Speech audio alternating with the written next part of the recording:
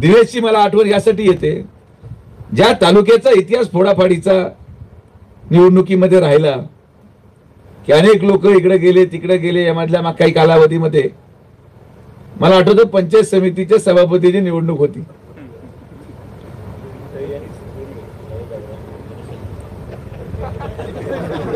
म्हणजे गणेश इकडे बसलाय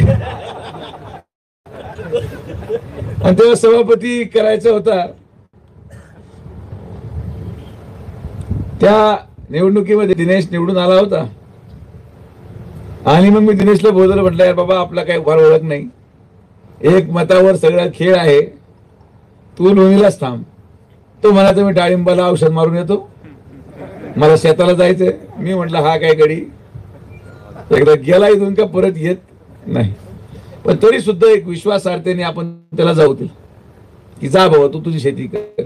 शेती केली, इथंच राहिला, सगळ्या लोकांनी संपर्क केला, सगळ्या लोकांचे फोन आले. पण मतदानाच्या वेळेस त्यांनी विखे परिवाराचा आदेश अंतिम ठेवून तिथं मतदान केलं आणि मग त्या ठिकाणी आमचा सभापती